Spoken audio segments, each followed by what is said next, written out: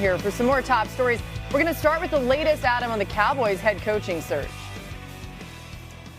Well, they're not rushing into anything right now, Laura. They're taking their time as everybody waits to see if and when talks heat up with Deion Sanders. Again, Jerry Jones and Deion spoke this past week. Deion said he's intrigued by what Jerry Jones had to say. And that's the interesting part of this, but there's no interview scheduled. Talks will continue. We'll see where it goes. Dallas obviously just starting out in its coaching search. And meanwhile, the Cowboys' former head coach was in Chicago today at the Bears training facility.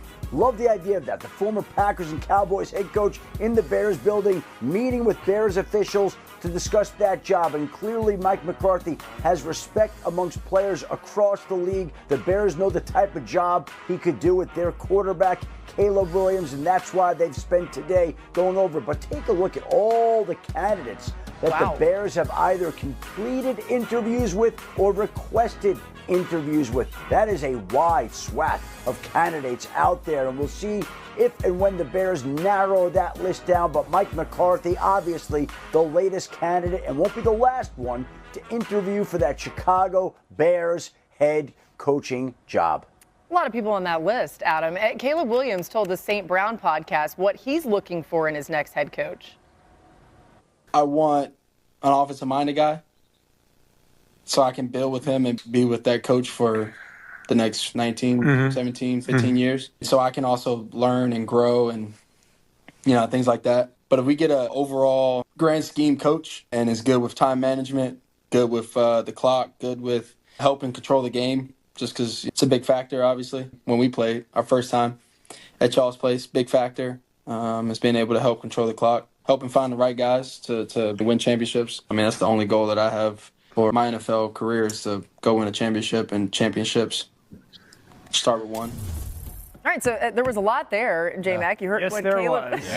maybe some shots fired, I don't know. Either way, you heard what he's saying that he wants. Is McCarthy the right guy for the Bears? I mean, I look at all the names on that list. I'm wondering why the heck Dan Orlovsky's name not on that. He needs an offensive-minded guy. Yep. Time management. Dan, you got time management. I was thinking the same You're here thing on time about every week. myself. I got to get up at 8 o'clock tomorrow morning. So you got.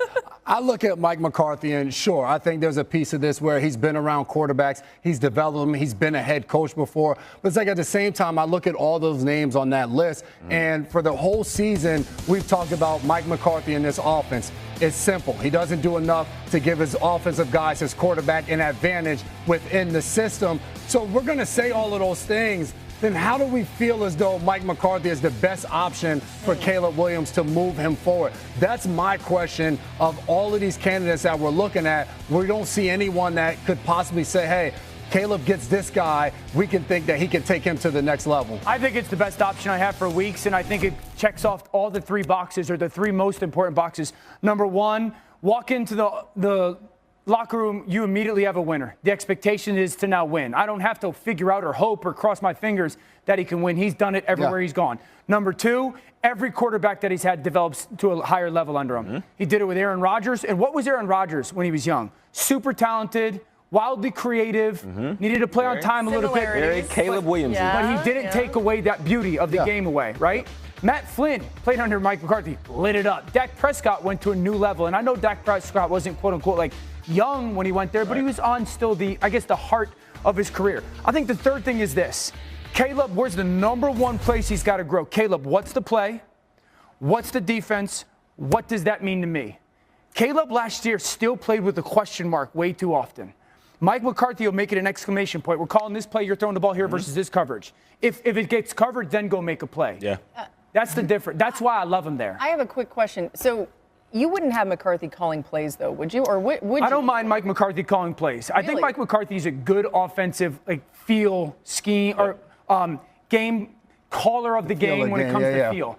I do think that they need somebody in the offensive coordinator role that has a little bit of a touch to the modern day football. Yes. Thomas Brown that has. I've heard you say that all the new age concepts that are easier for quarterbacks. The reason why I don't mind Mike McCarthy is all the reasons why you mentioned. Because the simplicity of the West Coast that he runs with in today's day and age that feels a little bit old school. Which is based on what, pass game wise? Timing. Bang. It's based on repetition.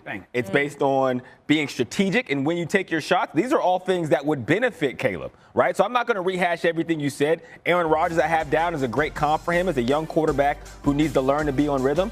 Part two of this is, and this might be my bias as a wide receiver, I'm sure J-Mac will feel this as well, there are 52 other players in that locker room. Yeah. And we can't be hiring a head coach solely on what the quarterback needs. Does he need to develop? Absolutely. But there are other men that you need to make sure are on the same page and can push forward. And as somebody who has been a winner everywhere he's gone, and with that head coaching experience, it feels like a slam dunk. Can we lose the narrative that we often say, well, the young quarterback, you got to give him an offensive mind.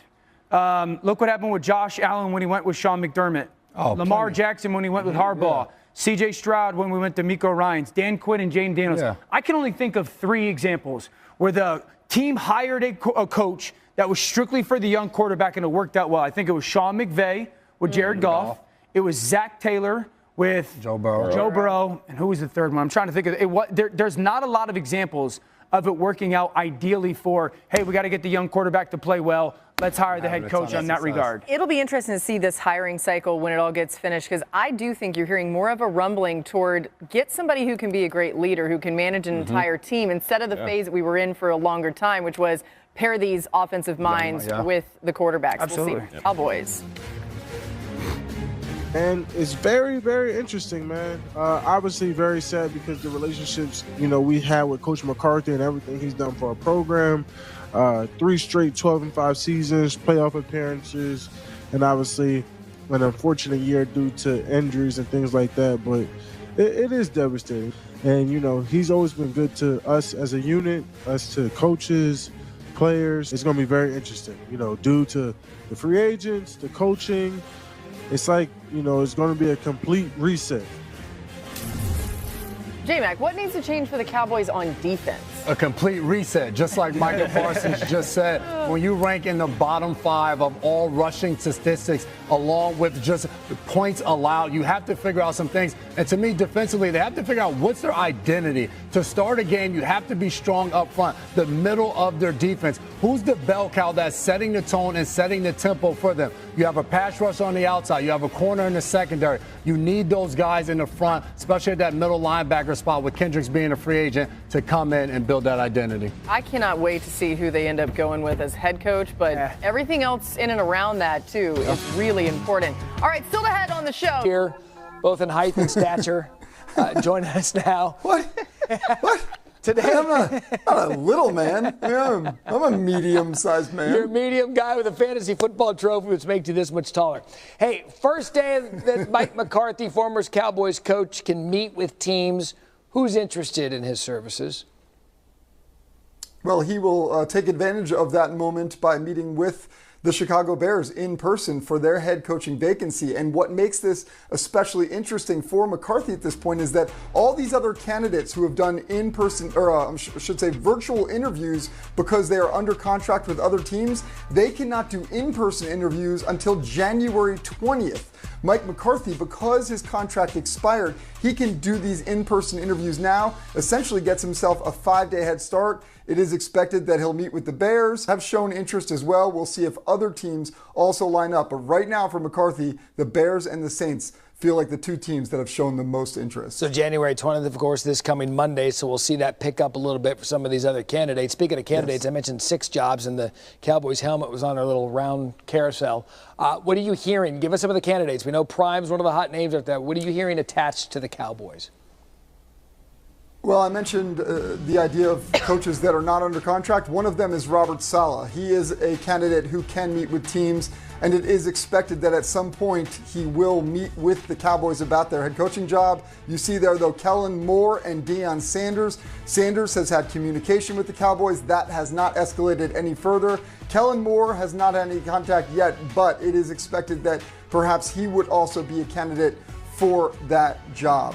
Now, let's move to the New Orleans Saints here. Not necessarily one of the highest coveted jobs. I've talked to a number of the candidates out there, and this really doesn't necessarily feel like it's the 1, the 2, or even the 3 slot. But I will still say Aaron Glenn is one of those big name coaches who the Saints would love to talk more to. Again, Can't really talk to him in person until January 20th. They did do the virtual interview. We'll see if Glenn, come next week, can maybe perhaps schedule something in person. The New York Jets job, obviously, I mentioned coveted being a key word here. The Jets job, not necessarily all that coveted at this point. Matt Nagy certainly seems like a dream choice at this point, given his tenure with the Chiefs at this point. But Nagy has been resistant to really taking any head jobs right now, given his position with the Chiefs and his ability to coach Patrick Mahomes. So we'll see if they can maybe get a meeting with him. Now the Jaguars, I want you to listen carefully here, because I keep hearing from coaching candidates that this is actually the most coveted job available right now. And I think it's going under the radar. And I keep hearing that Ben Johnson actually has his eyes squarely on that Jaguars position. I'm not saying that that's his top choice, but I am saying that that is a job that really interests him. Now, the Trent Baalke situation with him currently holding the position of general manager does throw a bit of a wrench into this, but I'm telling you, I have spoken to several different candidates who say that Jaguars job is the one that a lot of coaches are eyeing as the one that they want. What's the theory behind that? Trevor Lawrence? Good organization. I mean, I think it's Trevor Lawrence. It's cap space. It's a good city in the great state of Florida. But in all seriousness, there's a lot of things that are on the side of the Jaguars. Not a big market team, sure. I get it. But there's a lot of things going, not the least of which is Trevor Lawrence at the quarterback spot. Yeah, that's interesting. The Jags, for a lot of these coaches, would be interested in that one. It's NFL jobs, only 32 of them, so pick the one you get. Jeff Darlington, we picked him. Thank you. तो सभी लोग अपने हाथ में GFR 2017 का manual हाथ में रख ले। हम लोग शुरू करते हैं रूल 163, जिसमें हम बात करेंगे 2-bit सिस्टम के बारे में। अब ये 2-bit सिस्टम होता क्या है? कभी भी कोई ऐसा सामान जो बहुत ही कॉम्प्लेक्स नेचर का हो या बहुत ही हाई वैल्यू हो, प्लांट सेटअप के लिए कुछ हो, मशीनरी कोई चाहिए हो, जिसमें या बहुत टेक्निकल अगर कोई इक्विपमेंट है, तो उसमें जो बिडिंग होती है ना, वो 2 तरीके से होती है, मतलब 2 स्टेज में होती है। पहले में क्या होती है, तो जैसे ये 163 का क्लॉज 1 में फर्स्ट पार्ट की क्या बताई गई है कि फर्स्ट होता है टेक्निकल बिड। ठीक है, तो टेक्निकल बिड में क्या होता है, जो भी टेक्निकल डिटेल्स होते हैं बिडिंग के कमर्शियल टर्म में उसको लिखा जाता है। सपोज मान लीजिए कि मशीनरी, एक बहुत महंगी मशीनरी हमें प्रोक्योर करनी है, ठीक है, बहुत बड़ी वैल्यू की है, सपोज 50 करोड़ की है, 10 करोड़ की है, जो भी है, वैल्यू यहाँ पर फिक्स नहीं किया गया है, ठीक है। पर एक लार्ज प्लांट के लिए एक मशीनरी, कोई महंगी मशीन जिसमें टेक्निकल बहुत